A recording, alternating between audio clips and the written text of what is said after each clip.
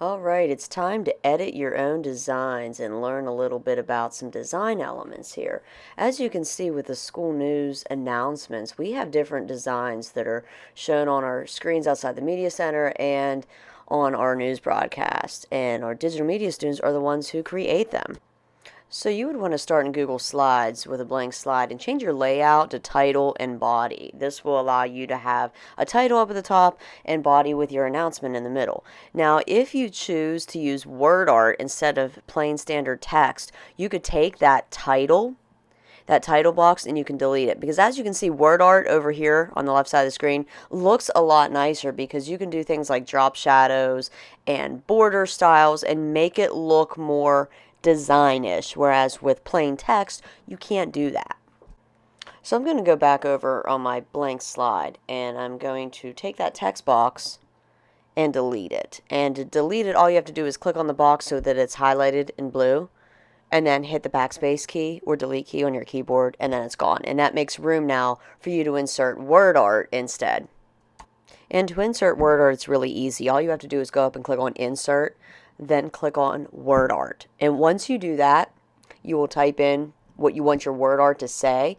And in this case, for the date slide, we're going to put in Monday, comma, September 28th. And make sure you do that with proper punctuation, proper capitalization, because this is to be pushed out for the school to see, and we want to make sure we're doing it correctly. Now, I did today's date. You can do whatever date you're currently working on. This is just a template, meaning it can be changed later if we use your template for school news, and the date can easily be changed every day. So once you have your WordArt typed in, this is where the fun stuff happens that you control. You control what it looks like, because by default it's very plain and lame and there's no design to it at all. So I always start by playing around with the different fonts that are there. And, I feel like as you go to design and edit, there will be go-to fonts that you like to use more often than others. So click around and see what's there. You can always go in and install more fonts by clicking on the More Fonts option.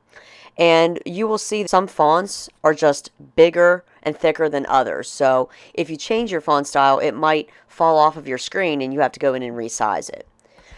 But it's really important when you do this that you choose a font that is very clear and easy to read. Some fonts might look really cool, but if you really sit back and look at it, think, can I read that? Can I make out what it says? And that's really important also whenever you're going in and choosing your border styles, your colors. You want to have the words popping out and be very clear as the designer who's making this edit. So as you can see, I just added a border through the border style in the toolbar, and then I went in and added a drop shadow through format options. Now with drop shadow, you have different options where you can control what that shadow looks like. And again, you don't want something that's going to be too distracting.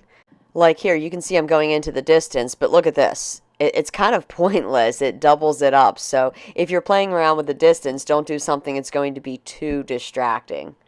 You can play around with the blur, how blurry that drop shadow is. I mean, there's so many options that you as the designer, you can control that while you edit. There's another format option here called reflection. And while reflection does seem pretty cool, my personal opinion is it doesn't work great with WordArt because, again, it kind of distracts from what the word's saying.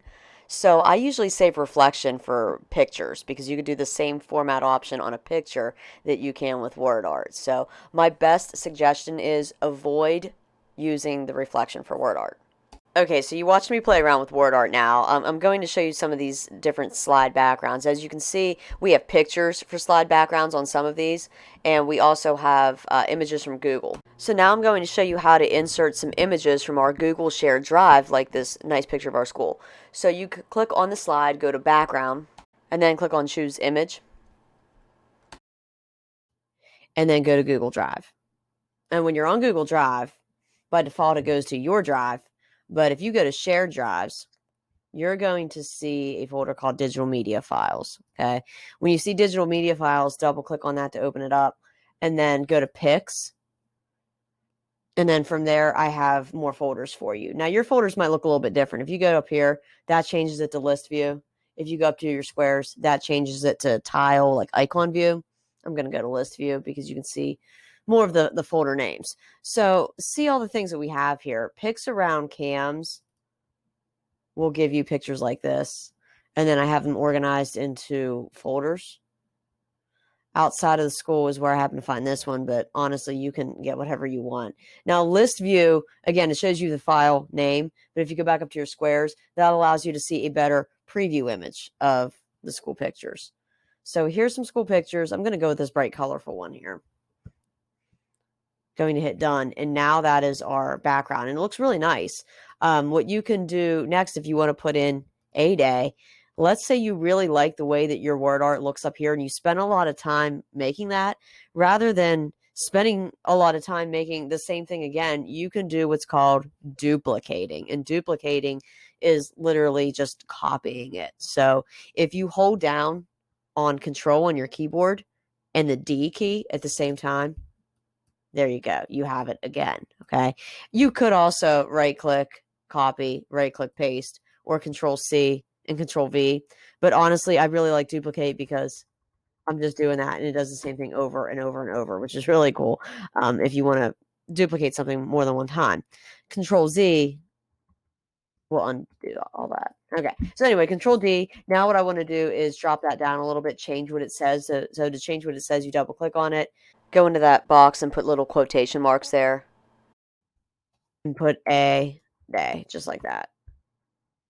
Now, if you want to change what it looks like by the color and whatnot, just click on it and go up to your paint bucket and make it a different color. Now, here's the thing that's kind of hard to see. And plus, you have this random text box over here that still says click to add text. You can delete that text box by clicking on it. Then you have the square or the lines, backspace to delete it. Again, this is hard to see. So let me show you a really cool design element. Watch what I'm going to do. I'm going to go up to my shapes, go to shape, and pick a basic rectangle. And then I'm going to drag. And what that does is it makes a rectangle that goes over top of this. But what we can do is slide that underneath of here. So to slide it underneath, if you right click and you go to order, you could send it to the very back. And it sends it back behind that now. Now, it kind of just looks randomly out of place, and it looks like just a white box. So if you want to do that transparent feature, you can go up to your fill. I'm going to change it to white because actually it's gray right now. Notice there's a difference. But if you go back up to that paint bucket and go down to custom, this is where you can do that see-through effect. And now that's coming through. What might look better is having a light border, because right now I have a dark border around dark text and there's no contrast. Like we've got contrast up here. We've got a black border, a white fill, but here we have a black border and a dark blue fill. So let's try contrast. Let's just go up to white. Now that's looking a little bit better. Heck, we could even go in. Ooh, that doesn't look too good. And that's what designers do. They click on things, they explore. That's what you will do as you design. The first things that you try usually aren't things that you should settle with. All right, looking a little bit better. Notice that this shape element has a black line around it. You can make that line go away, and it looks like it's more of a floating element then. If you go up to your border and make it completely transparent, meaning there's absolutely no border now. And again, as the designer, you can go back in and say, maybe I want that to be a little bit more see-through. Or maybe you say, I don't like that font at all. And you can play around with that. Again, that's what designers do. I do this all the time when I'm making things to share with you guys. I don't just settle on the first thing that I click on because 9 times out of 10, it's not something that I like. Like right now, I'm totally not feeling this. I'm thinking this might not even need to be that color. Maybe I want to stick with something else. Okay, so I spent a few minutes looking at this, and I'm not really loving it so far. For example, I really don't like this font. I thought I liked it up here before, but now that I'm using this, I'm thinking I might change my mind. But here's a really cool thing. You might love this color, but you might want to make that shaded blue. So let me show you something really cool to shade this with blue. So we're going to go back up to our shape, okay? Go to rectangle and make a rectangle that's going to cover up this whole slide. Drag it to the edge. Okay, so now what we're going to do is send that rectangle behind all of these elements. So we're going to send it behind the word art, this rectangle, and that word art. So again, if you right click on that rectangle and go to order, you're just going to send it to the very back. Now, what we can do is we can go up to that fill, make it blue, and make it a custom transparency. Again, I don't know how this is going to look. I'm just going to play around with it. Ooh, okay. Now it's looking kind of cool. You might want to make it a little bit more transparent. All right, this is looking kind of neat now. Then what you could maybe do, play around with this a little bit. Take this, maybe add a border that's, I don't know, white. It has dashes, or maybe you don't want white and you want blue. Nah, not loving it. But anyway, again, that is what designers do. You play around with this until you find something that you really like. If you're not liking that at all, get rid of it. Maybe change the background to something that you choose from Google, like blue background. There's so many things to pick from. I'm going to choose this one. Okay, I'm going to speed this up a little bit just so that you don't have to see every single edit that I'm making. This is me just exploring different things and deciding if I like it or not. And as you can see, this is changing drastically from the first edits that I did. And that's what you will do as editors, is just spend a lot of time playing around and inserting stuff and moving things around and determining if it looks good or not. Okay, so as you can see, my design just drastically changed because I kept looking at it and I just wasn't feeling great about it. And I'm still working on it, as you can see. I changed my word art down here to something else, a different font. And I like the architect's font, but it's not very thick, so you can go in and bold it, and then it looks a little bit better. But remember, the whole point of this is if you're using words, you want your words to pop.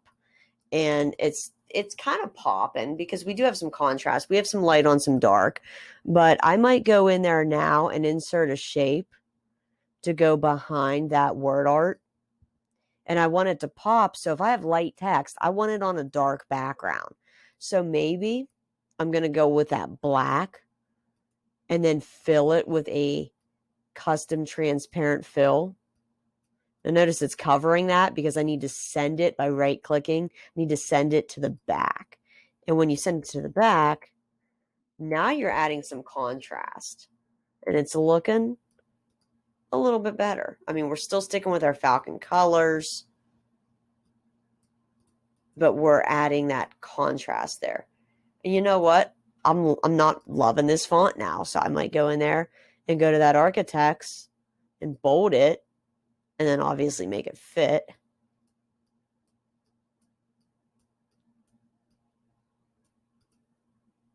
Now it's looking a little bit better. Drop that down here. You can crop down that picture if you want to by clicking on the picture and going to crop and doing something like that. Now notice that this has a little bit of a copyright mark or a watermark from the image from Google. We should cover that up by doing this. Okay, so there's my design. I'm really liking this a lot more than what I had before, and it's totally different from this.